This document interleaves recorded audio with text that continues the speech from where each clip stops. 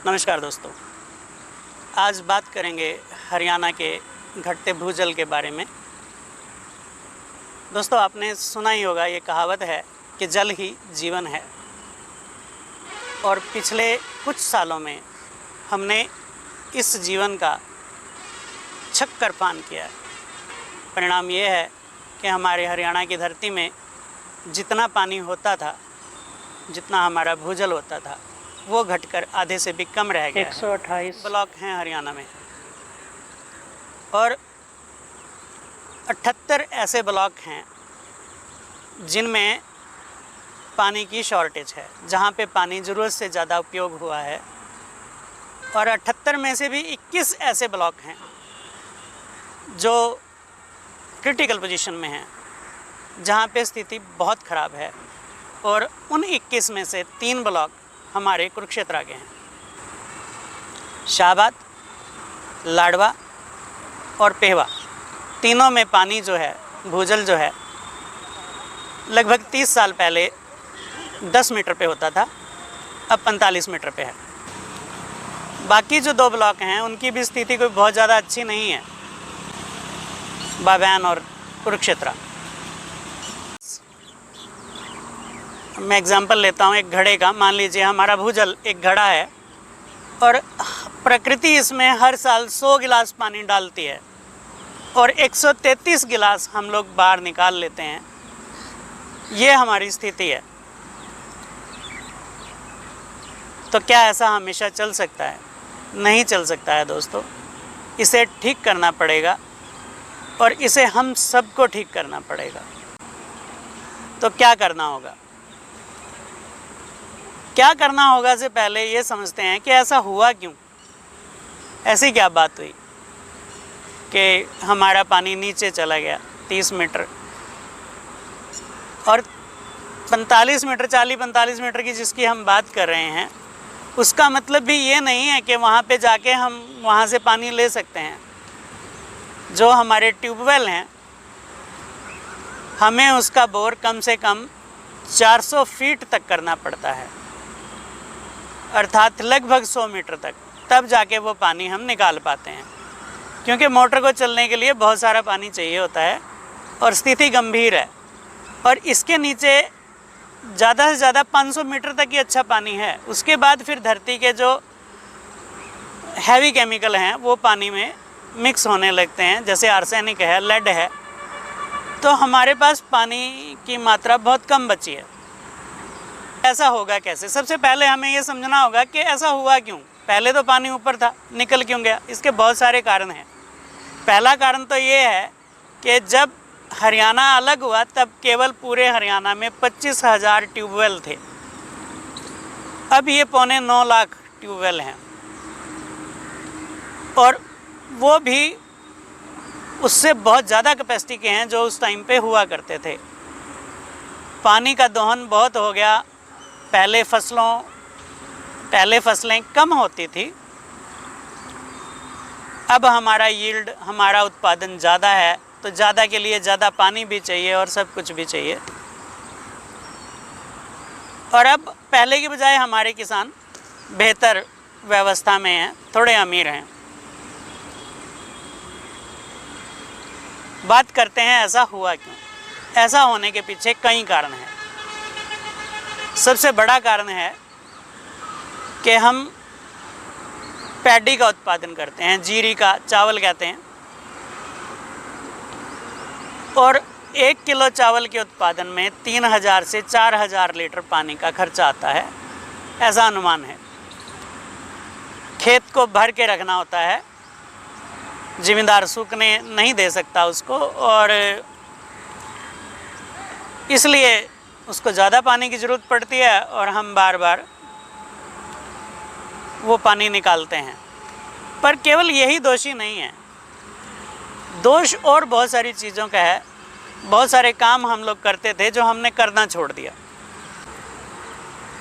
हमारे पास हमारे खेत, पहले सबसे जो बड़ा काम हमने जो सबसे बड़ी गलती की है कि हमारे खेत जो होते थे वो ऊबड़ खाबड़ होते थे, ऊंचे नीचे। वो जो ऊंचा नीचापन था खेतों का, जो उबड़ खाबड़ता थी वो पानी रोक लेती थी। अब हम उसकी लेवलिंग करते हैं। हमने सारे खेत अपने एक जैसे कर दिए हैं तो पानी का रुकना मुश्किल हो जाता है। हमारे जो मकान थे वो कच्चे मकान थे, गलियां कच्ची थी, हमने सब पक्के बना लिए। हमने कुएं और बावड़ी जो हमारे पुराने स्रोत थे वाटर रिचार्ज करने के लिए, उनको बंद कर लिया, उनकी जगह पे कब्जा कर लिया। अभी कुछ जगह पे हमारे कुछ तालाब बचे हैं और वो भी हमारी पंचायतें जो क्या करती हैं उसको ठेके पे दे देती हैं मछली पालन के लिए। अब मछली पालन करने वाला जो है वो उस तालाब को सूखने तो देता नहीं और उसमें सिल्ट इकट्ठा हो जाता है और सिल्ट फिर उस पानी को नीचे जाने से रोक देता है। तो जितने रिचार्ज के जितने सोर्स थे वो हमने बंद कर दिए और निकालने के हम अपनी मनमर्जी से बढ़ाए गए। यही कारण है कि हमारे पास पानी बचा नहीं है और पानी का ना होना बहुत ज़्यादा खतरनाक हो सकता है।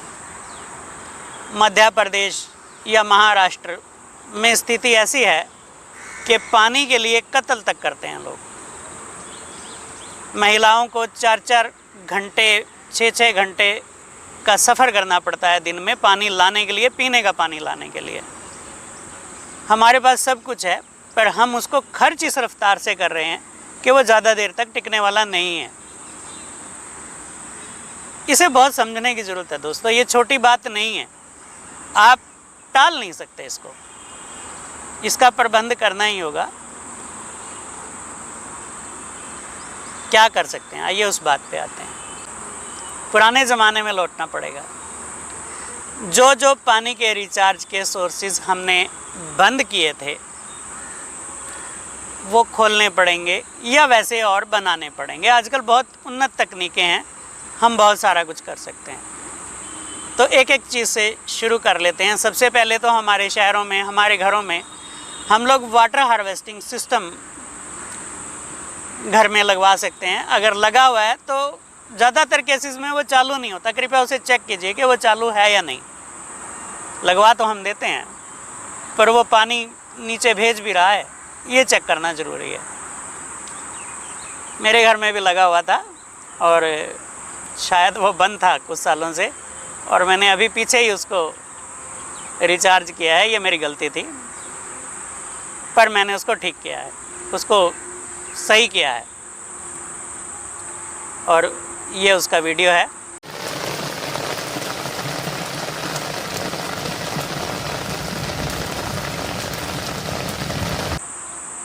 दूसरी बात है कि जहाँ भी हमारे पास खाली जगह है वहाँ पे हम चकोर खड्डे बना सकते हैं, ट्रेंच बना सकते हैं। ट्रेंच होती है अपा हरियाणवी में कहते हैं कि खाड़ खोद देना। लंबी खाड़ें खोद दी जाती हैं पानी को रिचार्ज करने के लिए। इसके अतिरिक्त एक और बढ़िया तरीका है, उसको अगर ढंग से किया जाए तो जहाँ से पानी हम निकाल रहे हैं, जिस ट्यूबवेल से निकाल रहे हैं, अगर किसी तरीके हम अपना पानी छान करके वहाँ पे डाल दें तो वो बहुत सारा पानी खा जाएगा।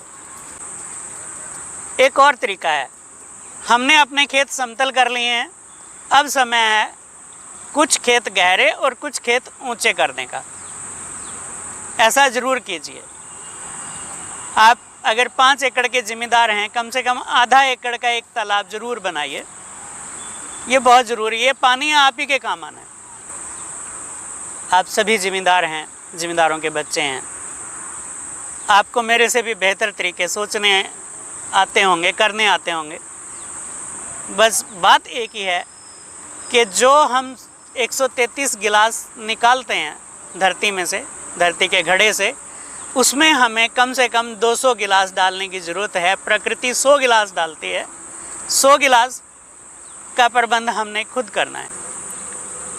सरकारें क्या कर रही हैं? सरकार से जितना होता है करती है, पर सरकार पे आप ज़्यादा विश्वास नहीं कर सकते हैं। 734 करोड़ रुपए का बजट है अगले 4 साल का सरकार के पास। हरियाणा में जो 78 ब्लॉक हैं उनको रिचार्ज करने के लिए, और जिसमें से आधे की फंडिंग जो है वर्ल्ड बैंक ने की है। इसे मोटा मोटी कहें तो हर ब्लॉक को 9.5-10 करोड़ रुपया मिलता है, जिसका वो प्रबंध करेंगे। पर सरकार के जो प्लान है वो ये हैं कि सबसे पहले वो मॉनिटरिंग एक सिस्टम लगाएगी। वो पहले उसके आंकड़े जुटाएगी कि कहाँ पे कितना कम है, क्या ज़्यादा है। दूसरा जो प्रबंध उन्होंने किया है वो सब्सिडी देने का किया है, अच्छा प्रबंध है। एक बात ये आती है कि जब पैडी इतनी नुकसानदायक है, जीरी नुकसानदायक है, तो हम और फसलें क्यों नहीं उगा लेते? इसमें भी प्रॉब्लम है।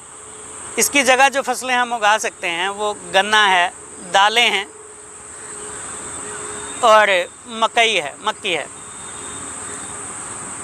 दोस्तों, मक्की का रेट सरकार ने जो किया है वो मिनिमम जो रेट उसका लागू किया है वो है 1700 रुपये, अर्थात 1700 रुपये कम से उसका अनाज नहीं खरीदा जाना चाहिए। पर ऐसा होता नहीं है। अब की बार जो मंडी में मक्की बिकी वो 1100-1200 रुपये क्विंटल बिकी, तो यहाँ पे प्रॉब्लम है। दालों के लिए हमारे खेत अब मुफीद नहीं है, दालें नहीं की जा सकती क्योंकि वो उतना यील्ड नहीं देती हैं। गन्ना लेबर मांगता है, मेहनत लगती है, इसलिए उसका भी उत्पादन करना बहुत मुश्किल है। तो बच के दोबारा फिर पैडी रह जाती है। हमारे पास ऑप्शंस कम हैं। जीरी से एक ठीक ठाक यील्ड अगर ठीक सा रेट मिल जाए तो जिम्मेदार को आ जाता है। तो प्राथमिकता के तौर पे दोस्तों ये हमारी लड़ाई है। पानी हमारा है, हमें यूज़ करना है, और ये बहुत कम रह गया। एक तरह से तीसरा हिस्सा पानी जो कि 5-7 साल तक और चलने वाला है, अदरवाइज़ तो फिर बोर सूख जाएंगे और आपको और पानी नहीं मिलेगा तो वो बहुत केमिकल वाला या गंदा या बहुत हैवी मेटल्स वाला होगा, जो कि खेती के लिए सही नहीं रहेगा। इसलिए इसका प्रबंध कीजिए। हमारी सरकारें या हमारे चैनल पानी का बचाव करने के लिए जो प्रचार चलाते हैं वो गर्मियों में चलाते हैं, पर यह सही नहीं। पानी को बचाने का एक्शन लेने का सही समय ये है। अब बरसातों का मौसम है, बरसातों के मौसम में आप इसका प्रबंध कर सकते हैं।